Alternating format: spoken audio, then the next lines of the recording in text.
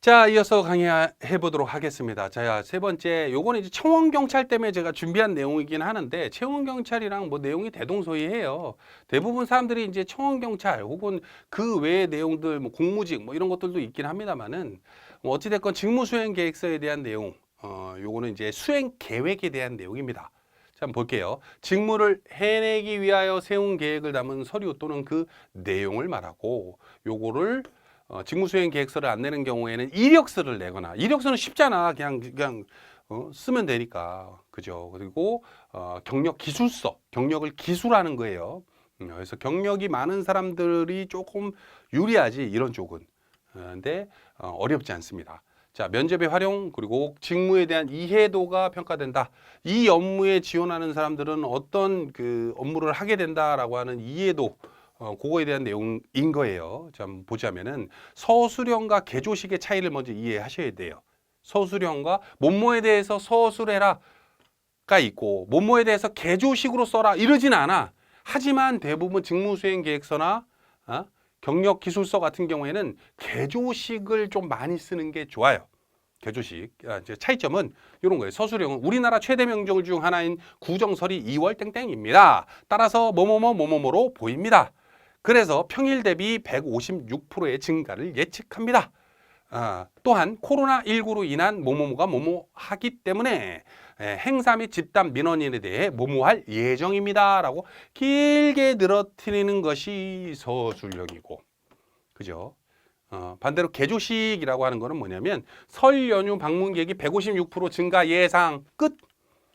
코로나19 대비 긴급 뭐뭐뭐 시행 예정 끝. 그죠? 자, 그래서 요번에 이제 붙여서 한번 이 부분 강의를 다시 이제 찍을 건데, 일단은 제가 이 부분에서 키워드를 좀 준비를 안 했다가 아무래도 좀 너무 그 막연해 하실 것 같아가지고, 키워드를 좀 준비해 봤어요. 원래 이제 직업 상담원이든 혹은 이제 각종 공무직 관련해서도 자기소개서나 이런 거를 그 예시를 들어달라라고 하는 그 수험생들이 굉장히 많아요. 다만 이게 지금 어떤 문제점이 있냐면은 예시를 들어주게 되면은 예시를 토대로 해가지고 조금 자기의 의견을 풀어야 되는데, 자기의 그 삶이나 이런 거를 그대로 써. 8명이 면접을 보는데 8명이 자소서가 비슷해 다. 그러면 굉장히 안 좋습니다. 그래서 내용적으로 봤을 때는 이거를 실질적인 예시를 들어준다라기보다는 자소서를 이런 식으로 써야 된다. 혹은 직무 경력 기술서라든지 직무수행 계획서를 이런 식으로 써야 됩니다라고 하는 거를 설명드리고 있는 내용이에요. 그래서 다만 그러다 보니까 이제 너무 막연하다. 특히 이제 우리 그 직무 수행 계획서 같은 경우에는 어떤 직무를 내가 하게 되면 이런 업무를 하게 될 것입니다. 그 직무에 대해서 저 이만큼이나 알고 있어요. 라고 하는 내용이 있기 때문에 가능하면 공고가 나면 각 주건처에 그 업무를 담당하는 분을 찾아간다든지 혹은 전화를 해가지고 어떤 업무 하시게 됩니까? 제가 환경미화원이 되면 어떤 업무 하는 겁니까? 주로 좀 자세히 좀 얘기 좀 해주십시오 해가지고 사전 조사를 하게 돼요. 혹은 NCS라고 네이버에서 검색을 하면은 NCS 홈페이지가 있어요. 거기에서 이제 우리가 이제 기존에 이제 설명드렸다시피 우리 그 각 공고문에 NCS 관련해서 필요 뭐 어떤 태도, 지식, 기술 관련해서 이제 공표해 주는 데도 있습니다만은 그게 없는 경우에는 NCS 들어가서 뭐 조리 이런 식으로 검색하면 한식 조리, 양식 조리, 뭐 중식 조리 관련해 가지고 이런 식으로 쭉 나온단 말이야. 그죠? 여기에 있는 내용도 위생관리, 안전관리, 메뉴관리 이런 것도 전부 다 거기에서 발췌해 온 거예요. 다만 다 NCS에 있는 건 아니다. 그렇기 때문에 여러분들이 조금 힘들어할 수 있기 때문에 요 키워드를 조금 준비해 온 거예요. 그래서 뭐 제가 이제 개조식으로 써라라고 해가지고 개조식을 쓴다라고 해서 단순화시키기 위해서 뭐 환경미화원은 청소 현황 파악, 청소 계획 수립, 청소 활동 및 수행, 비상 상황 대비 대응 뭐 이런 거를 주구장창 이렇게 그냥 나열식으로 쓰라는 게 절대 아닙니다. 다만 이제 이거를 제가 가져온 이유 자체가 보통 이제 경력 기술서를 써라 혹은 자소서를 써라 그러면은 자기 매번 말씀드리지만 해당 직무에 연관되어 있는 거를 써야 된다고 분명히 말씀을 드렸잖아요. 그죠? 자기가 뭐 어렸을 때부터 무슨 뭐를 했고 뭐 어디서 뭐를 했고 주구장창 쓰는 게 아니라 그 업무를 내가 잘할 수 있는 사람이다라고 하는 것을 쓰는 게 직무수행 계획서 혹은 경력 기술서란 말이에요. 다만 이제 조금 차이를 좀 두자면은 직무수행 계획서는 그 업무를 내가 어떤 식으로 할 겁니다라고 하기 때문에 좀 간략하게 쓰는 것이 좋고, 반대로 경력 기술서라고 하는 거는 성과 위주로 쓰는 게 좋아요.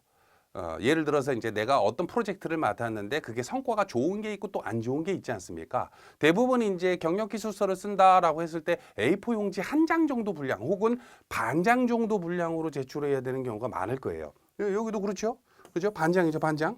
자, 그렇기 때문에 내용적으로 봤을 때는 어떻게 보면 그 함축적으로 되어 있기 때문에 경력 기술서 같은 경우에는 좀 잘 된 거 위주로 수치를 모르신다라고 하면은 저희가 어떤 업무를 해서 뭐 최우수 사원이 됐습니다. 무슨 직원이 됐습니다. 뭐 칭찬을 많이 받았습니다. 요거에 대한 내용 중점적으로 쓰는 게 좋습니다. 이해되시죠? 자, 그럼 다시 본론으로 돌아와 가지고 환경미화원 관련해서 키워드를 알려드리자면, 환경미화원에 대한 업무는 청소 현황 파악, 현장 현황이죠. 그죠? 그리고 청소 계획 수립, 어떻게 청소할 것이다 라고 하는 계획 수립을 할 줄 아셔야 되고, 또 혹은 청소 활동을 수행할 수 있어야 되고, 그죠? 그리고 비상 상황 대비 대응, 뭐 예를 들어서 뭐 앞에서도 설명드렸습니다만은 환경미화원 같은 경우에는 이렇게 주간 업무하는 분들도 있고, 또 일부 주간체에서는 아직도 야간 업무하다 보면 밤이다 보니까 뭐 유리병을 밟는다든지 혹은 손이 베인다든지 이런 비상 상황이 처하는 경우가 있을 수가 있어요. 교통사고가 날 수도 있고, 그죠? 그러다 보니까 그런 상황에서 어떤 식으로 대응해야 된다라고 하는 매뉴얼을 있으면 좋겠죠. 근데 그거를 주구장창 쓰라는 건 아니고, 이런 위험 요소가 있기 때문에 그거에 대해서 위험이 발생이 되고 사건이 발생이 되게 되면 이렇게 처리해야 됩니다라고 하는 거를 쓸 수 있어야 돼.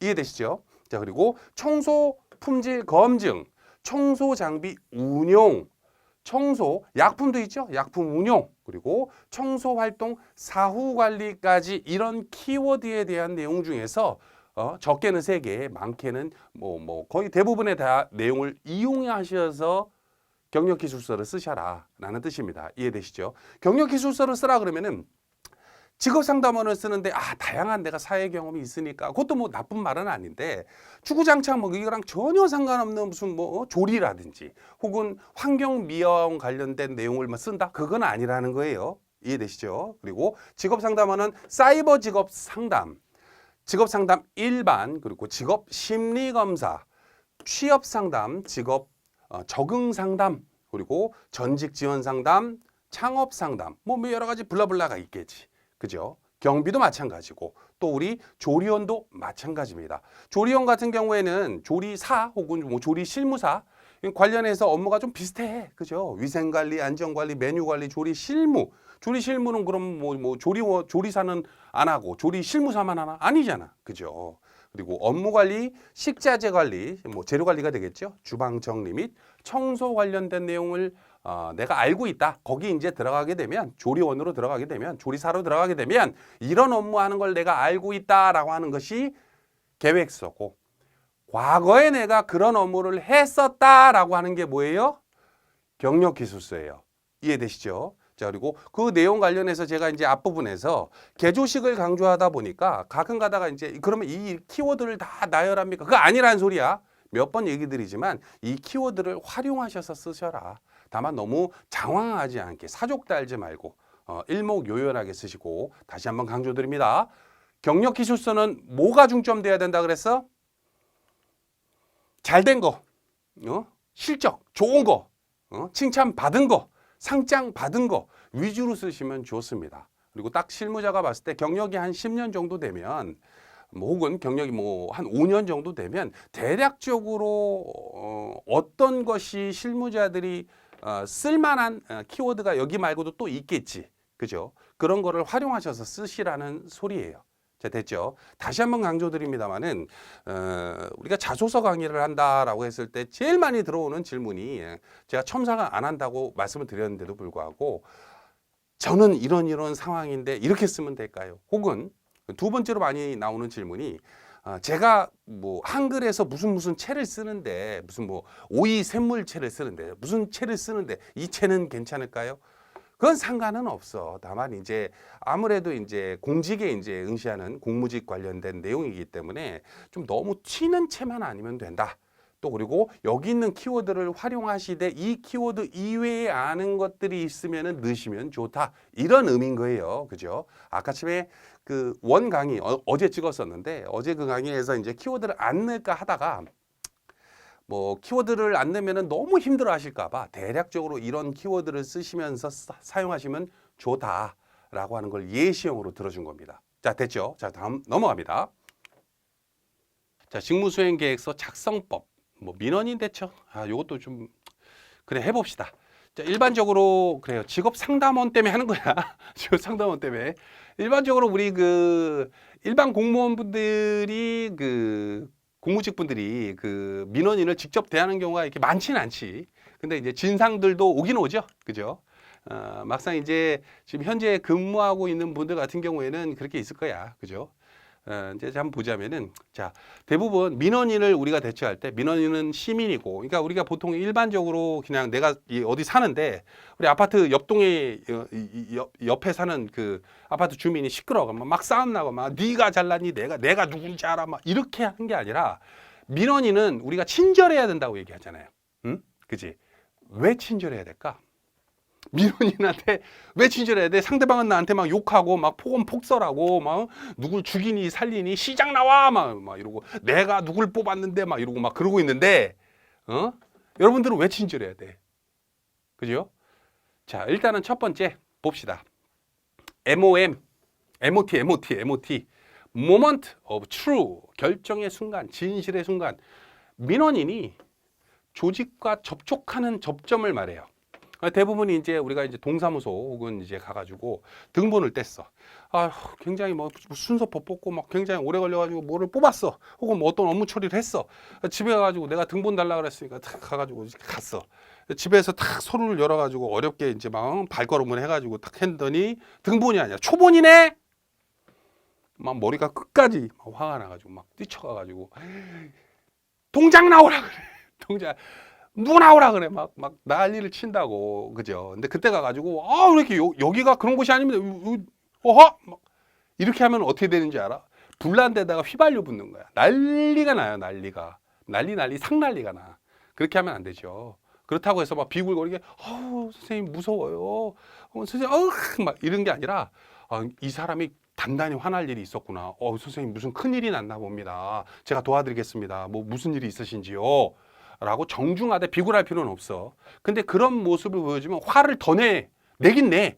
하지만 한풀 꺾여. 한풀 꺾인다는 게 화를 안 낸다는 소리는 아니야. 아니 내가 말이야 아예 다 필요 없고 시장 나오라 그래. 선생님 무슨 일인지 얘기해 주셔야 빨리 제가 처리를 해드리고 도와드릴 수가 있을 텐데 저한테 얘기만이라도 좀 해주세요. 제가 도와드리겠습니다. 이 인상이 이 사람이 30분 진상 부릴 걸 15분으로 단축하고 이 사람이 1시간 동안 난리칠 걸 10분으로 단축한다는 기적과 같은 일이 일어납니다. 자, 뭐다? MOT. 우리가 이제 보통 사람을 바라봤을 때 첫인상이 좋아야 된다 이런 얘기 많이 하잖아요. 그걸 이제 그게 MOT라고 보면 돼. 우리가 시장에서 이제 뭔가 이게 뭐 반찬을 샀는데 쉬었어. 여름이라 뭘 샀는데 갔더니 그 집에 갔더니 나물이 그냥 다 쉬었네. 돈 주고 산 거 그냥 버리게 생겼어. 그래가지고 이제 그 다음에 이제 시장 가가지고 아니 저번 주에 산 숙주나물이 다 쉬었어. 그러면은 이제 그 장사하는 분들 중에 어머 어떻게 미안해. 숙주가 좀 쉬었나 보다. 내가 오늘 2배로 많이 줄게. 막 해가지고 하는 분이 계시고 반대로 우리 집이 그럴 리가 없을 텐데 우리 집은 반찬 안 쉬는데 무슨 소리 하는 거야. 마치 내가 거짓말한 사람인 것처럼 이렇게 대우를 하는 사람이 있지. 딱 봤을 때 어떤 느낌이 와요? 다시는 그곳에 안 가게 되지. 고객 한 명 있는 거지. 그죠? MOT라고 하는 거는 일단은 사람들이 이제 불만을 얘기를 했을 때 그 불만 관련해서 결정 딱 접점이 됐을 때 어떤 반응을 일으키냐에 따라서 나중에 달라요. 같이 처음에 막 화를 내다가 이게 아니라 처음에 그래요. 한번 들어봅시다. 도와드릴게요. 무슨 일입니까? 그렇기 때문에 친절해야 돼. 두 번째, 민원인은 자신의 문제에 대해 공감받고 화가 난 사람들은 자신의 문제에 대해서 공감받고 공정하게 처리받기를 원해. 나한테 특혜를 달라는 게 아니야. 오히려 특혜를 주면 더 화내는 사람들도 있어요. 자, 이걸 왜 얘기하겠어? 여러분들 화가 난 민원인한테 어떻게 대처하겠습니까? 라는 면접에서 물어본다니까. 어? 그럼 그것 때문에 무슨 CS 리더스 관리사라든지 이런 자격증 따는 사람들이 있어. 근데 지금 설명해 주고 있는 거야. 왜 친절해야 되며, 왜 친절해야 되는데요? 민원인한테 친절해야 되는 이유가 뭐라고 생각하십니까? 저는 MOT가 중요하다고 생각하기 때문입니다. 해주는 거지. 민원인은 공감받고 공정하게 처리받기를 원하고, 공사 때문에 너무 시끄러워서 잘못된 공사를 하지 말라고요. 이게 무슨 소리냐면 옆에서 막 공사를 막 해. 막 시끄러워가지고 막 미치겠어. 그래가지고 어디 가가지고 야 아이씨 야 니들 공사 때문에 내가 막 저기 힘들어 죽겠어 막 이렇게 막 어르신이 막 난리를 쳐. 걷다 대고서는 아 그럼 공사를 뭐 하지 말라고 할 수는 없는 거 아닙니까? 다 시에서 허가를 냈는데 아 물론 공무직인 당신의 잘못은 아니지. 당신이 허가 내린 사람도 아닐 거야. 건축직이나 토목직 애들이 냈겠지 공무원들이 그죠? 근데 공무직인 당신한테 화를 내고 있을 뿐이야. 근데 걷다 대고서는 아 공사를 하지 말라고요? 제대로 된 답변이 아니지. 어우 선생님 엄청 힘드셨겠네요. 뭐 아침 일찍부터 공사를 하셨나 봐. 어? 그러면은 아이 그렇다니까. 아이 무슨 밤 새벽 6시부터 말이야. 나온다고. 아유 어르신 여기 앉아서 차근차근 얘기 좀 해보세요. 해가지고 다른 분들 업무할 수 있도록 진정을 시키고 그죠? 잠깐만 커피 녹차 어떤 걸로 드릴까? 해가면서 달래가면서 공정하게 처리. 그렇다고 이분도 공사를 중단시키지 못하는 건 알게 할 거야. 하지만 관련된 내용을 어떻게 기대와 욕구를 수용해주고 존중받고 편안함을 느끼길 원해. 내가 누군지 알아. 이런 얘기가 이 존중받지 못하기 때문에 튀어나온 거거든. 자, 그리고 욕구 해결의 방법에 대해서 이 굉장히 중요합니다. 자, 개방형 질문 OH OW1H에서 뭐 언제 어디서 어떻게 뭐 그런 거 있잖아. 근데 뭐 정확히는 알 필요 없고 그냥 이렇게 보면 돼. 불만 파악을 할 때는 언제 어디서 어떻게 되셨는데 뭐 이런 식으로 누가 왜 막 이런 거 물어보는 게 좋고 폐쇄형 질문은 민원인이 리드 가능할 때 이 사람이 막 흥분했다 이제 흥분이 다 가라앉았어. 그래서 내가 리드해야 될 시기가 왔어.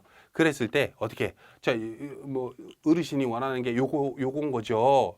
저건 거죠. 이렇게 했을까요? 저렇게 했을까요? 내가 물어보는 거야.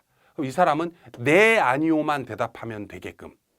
되죠. 뭐 이런 방법들이 있어요. 그죠? 그리고 민원인 행동에 따른 민원인 대처 방법은 여러 가지 형이 있겠지. 1번 단호한형. 단호한형은 사실만 이야기고 간결하고 직접적인 응대. 이런 분들 같은 경우에는 네, 원하는 거 이거고 저거고 되게 톡톡 얘기하는 사람들이 있거든. 그 사람들한테는 폐쇄형 질문으로 정확한 답변을 하도록 노력해야 돼. 뭉뚱그려 가지고 제가 그런 일 없도록 해드릴게요. 네가 어떻게 할 건데? 이런다니까. 그래서 이거를 관련 부처에 전달해 드리도록 하겠습니다. 어르신 도와드리겠습니다. 그렇지. 네가 좀 전달 좀 해봐. 이런 식으로 되지. 단호한 형한테 뭐 이렇게 말도 안 되는 오버해서 얘기해서는 안 된다는 거예요. 두 번째, 합리적인 형, 개방형 질문을 통해 안전하고 호감을 주는 응대. 말이 좀 통해. 그래. 그나마 말이 좀 통하는 사람들이 있어. 그런 사람들은 어떻게 해야 돼? 질문을 통해 안전하고 호감을 주는 응대로 어머머머 어떻게 이런 식으로 하는 거야. 그죠? 그리고 표현적인 형, 외향적인 형 사람이 있어. 이런 사람 같은 경우는 표현이 굉장히 구체적이고 막 세상에 내가 막 이러면서 막 얘기를 하지. 그런 사람한테는 감정에 호소하는 응대와 긍정의 응대가 중요해요. 너무 힘드셨겠다 하면서 호응도 하고 그죠? 근데 알잖아 자기야. 이게 굉장히 잘 먹히는 사람이 이런 이유가 있어. 그죠? 단체 민원형 뭐 이것까지는 알 필요 없겠다. 일단은 1, 2, 3번까지만 알고 요거에 대해서 준비를 하셔라. 요거는 엄밀히 말하면은 직무수행 계획서 중에서도 특히 이제 민원인 처리를 하게 되는 혹은 민원인과 접점이 있게 되는 공무직 분들만 참고하시면 돼요.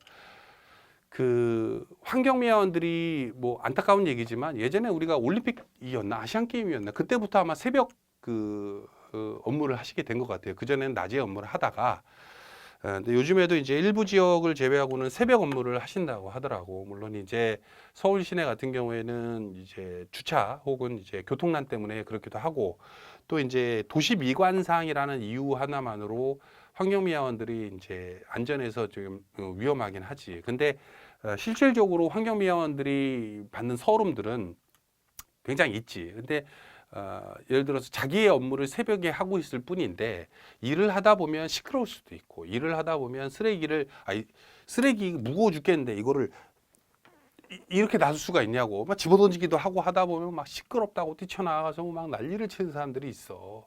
그죠? 같이 싸우면 안 된다는 거야. 그죠?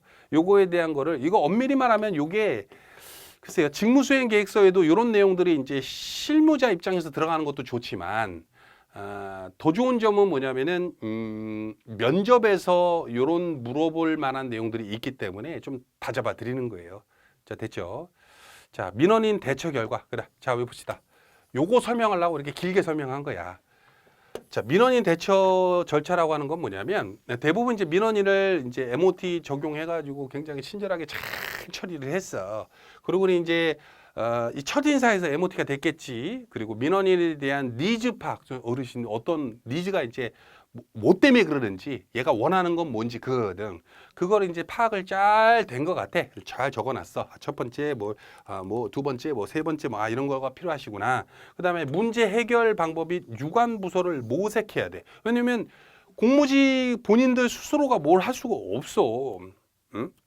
하다못해 그 조리 실무사분들한테 이모 나 소세지 좋아하는데 왜 소세지 반찬 없어요? 막 이렇게 난리가 나는 치는 뭐가 있어. 그러면은 소세지 반찬 좋아하는 사람한테 소세지 반찬을 따로 구워줄 수가 있긴 하나, 뭐를 할 수가 있긴 하나, 다 그 정해진 그 메뉴에서 할 수가 있단 말이에요. 그죠? 그거에 대해서 유관부서 모색해가지고 상급자나 이런 사람한테 보고해서 내가 위에다 한번 얘기는 해볼게 하고 자 다만 동의와 확실 요게 키포인트예요. 요게 키포인트. 화가 난 민원인한테 네가 원하는 게 요거고, 그죠? 요걸 내가 부서에 전달해 주길 원하는 거 맞지? 이렇게 전달해서 해결되는 건 본인이 하는 건 아니니까 해결될 수 있도록 내가 전달을 해볼게. 맞지? 동의와 확인. 그리고 유관부서에 실제로 전달을 하죠. 전달하자마자 사실은 그게 아니었고 이렇게 튀어나오면 안 되기 때문에 확인 재차하는 거야. 그리고 나서 중간 과정을 안내하고 그 다음에 문제 해결 및 종료가 되는 거예요. 자, 유관부서에 전달을 했고 늦어도 2주 이내에는 답변이 간다고 하네. 네 전화번호까지 같이 넘겼기 때문에 당신의 전화번호로 어떻게 뭐가 될 것 같습니다. 라는 식으로 중간 과정을 안내해야겠죠. 자, 그러면은 아까도 말했다시피 만약에 우리가 직무수행 계획서에 민원인의 대처에 대한 걸 쓴다 그러면 민원인은 어쩌저쩌고 하며 자 민원인 대처 절차는 이거를 개괄식으로 이렇게 썼어. 그죠? 그러면은 면접관들이 자 여기에서 동의와 확인을 쓰셨는데 어떤 과정이죠? 아시는 대로 설명해 보세요. 네, 동의와 확인 과정에 대해서 설명을 드리도록 하겠습니다. 뭐뭐에서 뭐뭐뭐 합니다. 이렇게 답변은 가능하단 말이야. 그죠? 그게 직무수행 계획서고 계획을 한다는 거. 그죠? 그리고 직무 경력 기술서라고 한 건 어떤 경험이 있었고 어떤 업무를 했고 어떤 프로젝트를 했고 요거에 대한 경험을 자기가 기재를 하는 거예요. 뭐로? 개괄식으로. 서술해라라고 하기 때문에 무조건 서술형으로 쓰면은 A4용지 한 장으로 부족해. 하나의 프로젝트만 하더라도 쓰려는 글들이 얼마나 많겠어. 특히 자소서를 쓰는 분들이 아까도 말했다시피 쓸 게 없는 게 아니라 작성할 건 많아 막 근데 그거를 함축적으로 하기가 좀 힘들어해서 그게 좀 연습이 필요하다라고 하는 거거든. 자, 됐죠? 자, 마지막으로 정리해 드립니다. 직무수행계획서 짝대기 긋고 직무 경력 기술서라고 봐도 되죠. 경력 기술서란 차별화된 내용이란 주요 직무와 연관되도록 작성한다. 우리가 1강에서 매번 얘기했지만 그 주관처별로 우대사항이라든지 혹은 어떤 업무를 한다든지 혹은 그것도 없으면 NCS 가서 직접 찾아본다든지 그것도 없으면 주관처에 전화를 한다든지 찾아간다든지 해서 관련된 주요 직무에 대한 파악이 필수로 필요합니다. 그리고 나서 구체적이며 현실적인 직무 계획서 혹은 경력 기술서를 작성한다. 그죠? 그러니까 경력 기술서를 오해하시는 분들 중에 많은 게 이런 거예요. 예를 들어서 수영 강사를 공무직을 그거 뽑죠. 수영 강사, 스포츠센터 수영 강사 공무직으로 뽑는 경우 있잖아. 시에서 운영하는 거. 수영 강사를 뽑는데 본인이 편의점 알바를 했어. 어? 그걸 직무 그 경력 기술서에다가 내가 편의점 GS에서 몇 년을 근무하고 어떤 뭐 이게 아니야. 수영과 최대한 밀접하도록 써야 돼요. 그죠? 이해돼요? 무슨 소린지? 자, 그리고 직무 수행 시 문제점과 그 해결 방안. 특히 직무 수행 계획서의 꽃은 대부분 직무 수행 계획서를 쓰면은 요 직무를 하게 되면 어떤 어려움이 있을까요?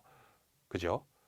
화가 난 민원인 대처에 대한 쓰면은 화가 난 민원인에 대해서는 어떤 문제점이 있을까요? 화가 안 풀리는 형태에서는 어떻게 해야 됩니까? 그리고 본인이 처리하는 거 관련해서 뭐 시간을 질질 끌어서 이거 어떻게 할 겁니까? 요거에 대한 문제점을 무조건 물어보게 돼 있어요. 직무 수행 계획서 혹은 경력 기술서를 쓰게 되면 그러한 경력 업무를 하다 보면 발생되는 문제점에 대해서 말씀해 보세요. 그죠? 그러면 경력 기술서나 이런 거는 쓰지는 않더라도 만약에 썼다면 더 좋고, 썼다면 아마 면접에서 이거에 대해서 뭐 추가로 설명해 보세요. 뭐 이런 거 할 수는 있겠지만은 쓰지는 않았다면 면접에 물어볼 수 있기 때문에 준비를 해두는 것이 좋다. 다시 말씀드렸습니다만 요거는 자소서강이야. 하지만 자소서라고 하는 거는 어찌됐건 면접을 대비하기 위한 자소서이기 때문에 이거에 대한 구체적인 내용을 몇 번이나 강조를 드렸습니다. 자, 일단은 여기까지 할까요? 자, 그리고 그 다음 강의에서는 인성검사인데 인성검사도 별로 어려운 건 없어요. 그래서 인성검사 부분 하고 이제 마무리하도록 할게요. 다음 강의에서 뵙겠습니다.